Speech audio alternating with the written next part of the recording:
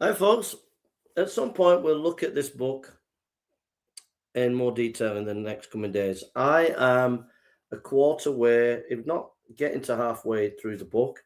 It's called The Ultimate Proof of Creation by Jason Lisle, Master Books. There is Master Books. There's a link underneath there. But it's The Ultimate Proof of Creation, Resolving the Origins Debate. I'd encourage you to get hold of this book. It is a cracking book defending creation. So I'm just going to walk you through the basic argument of the book. And then another time we will go into specific detail on what this book is saying. Okay, so we'll do that. But until then, yeah, I'll just go briefly through the argument of the book. Basically, the argument of the book is, does your opponent come up to the standard on the preconditions of intelligibility? Okay. Does your opponent come up to the standard of preconditions of intelligibility? In other words, when you are debating on the issue of creation with an evolutionist, they will bring evidence to you and you will bring evidence to them, but that evidence is shaped by your worldview. And so it doesn't matter how much evidence you bring to the evolutionist, they're not really going to believe. So what you do is you undermine the foundation of their thinking by showing that they have no rational basis in order to engage in discussion. In other words, they have to borrow from your worldview in order to make the argument against creation. And so we would say, or he would say, it is, do they meet the conditions of intelligibility? And so what that means is there are three criteria that we can look at to see whether the evolutionist is consistent. You can't come on if you want to come on. If you want to come on, it's not going to be long.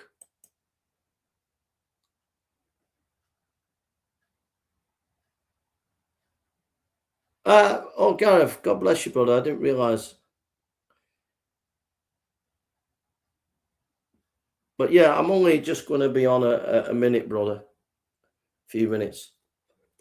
So the conditions of intelligibility. It doesn't mention the firmament, but the word firmament, the Hebrew, is expanse. It's not a dome, it's expanse, the word firmament. Just thought I'd let you know. But anyhow, so the preconditions of intelligibility, there are three criteria, okay? The first criteria is logic. The second criteria is the law of uniformity, and the third criteria is morality. So when an evolutionist says we've evolved, you say, okay, you're saying we've evolved and you're bringing up your evidence, but do you have a foundation for rationality to make that point? So, for example, you're using logic, aren't you, as an evolutionist? Yeah. So you're saying we came from matter? Yeah. Is logic material or immaterial? Logic is immaterial. The law of non-contradiction, A is not B in the same context, is immaterial. The law of non-contradiction does not change. Material things change. Evolution changes. So how do you as an evolutionist account for the law of non-contradiction? You're using logic to attack creation, but yet you have to borrow the foundation of logic from Christianity. Our God is immaterial, and so he made immaterial logic. But how do you get its immaterial logic? In a movement of change in material things, because logic does not change. The water, I think, if you want to study, the greatest person on creation is Henry Morris. So what you need to do is look at Henry Morris study Bible, and he is superb on the issue. You know, years ago, people, even in the church, didn't believe in the flood. They didn't believe in Noah's flood. Okay, they didn't believe in Noah's flood, and because they didn't believe in Noah's flood, he wrote books defending Noah's flood. That was in the 60s, and he put it on the map that Noah's flood existed, that it was real. And he's the main guy that really put that on the map, and that is him, the Henry Morris. So if we read the notes on Hebrew here, on Hebrew,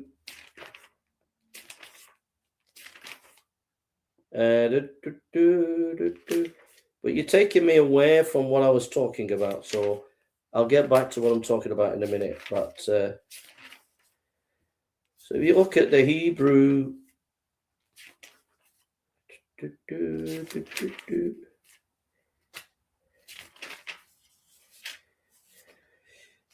Hebrew.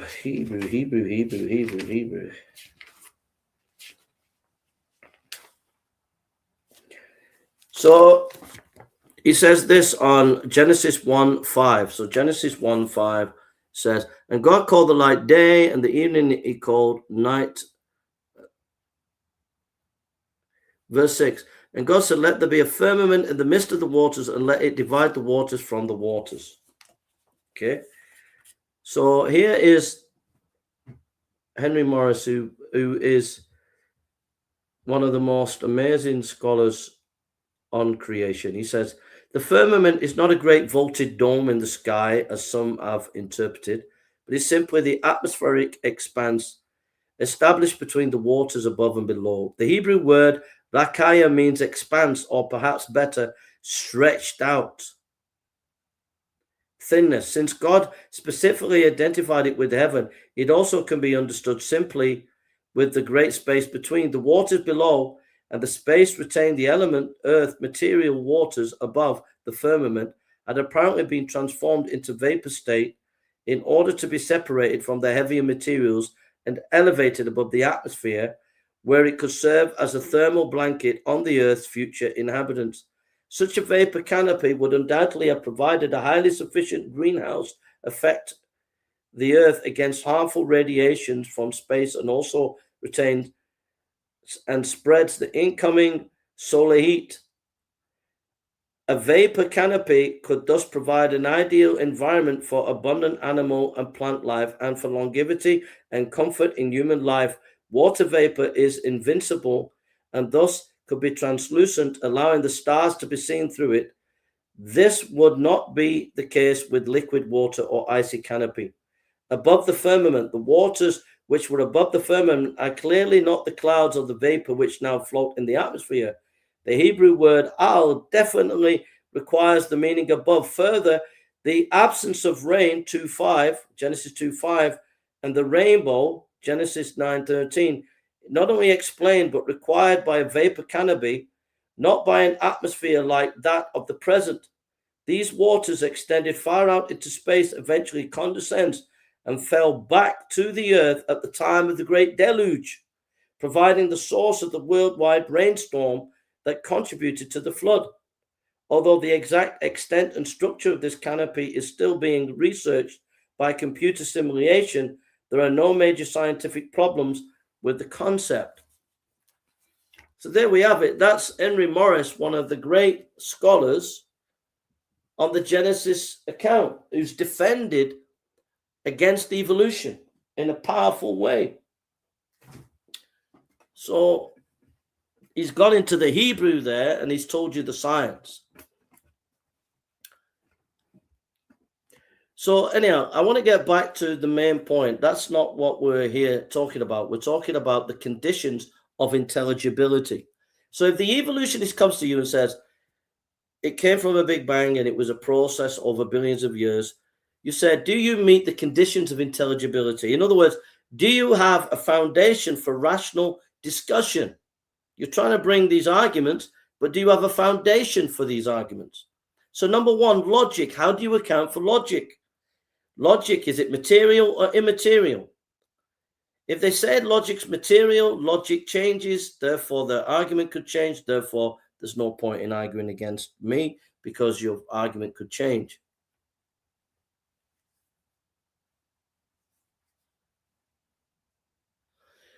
So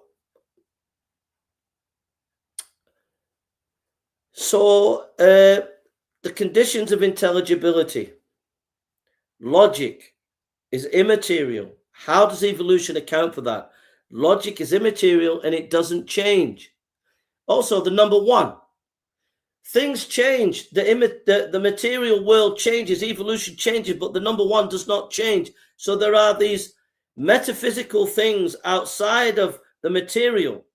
How does evolution account for that? We can account for it because God is immaterial. Secondly, the law of uniformity.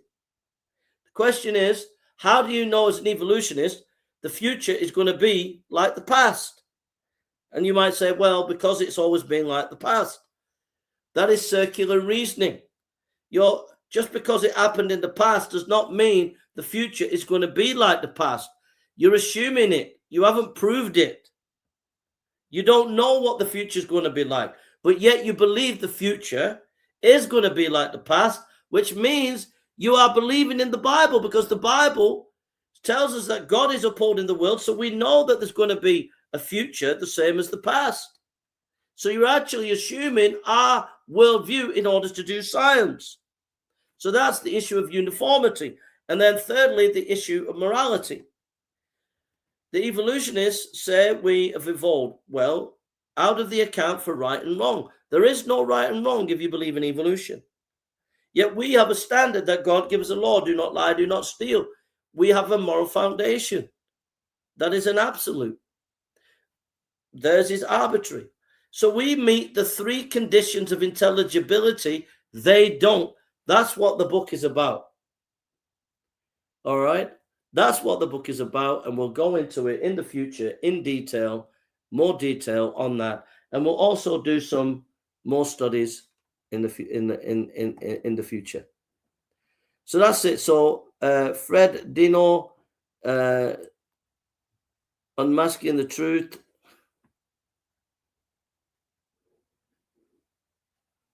Yeah.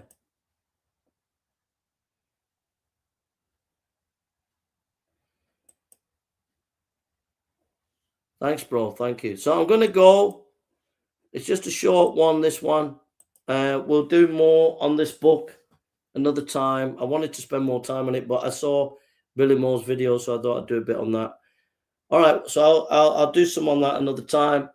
I got to go. Gareth, God bless you. I hope I can see you sometime, mate. I've been wanting to see you, so I hope I can see you sometime. Got to go. Love you all. Take care, and God bless you.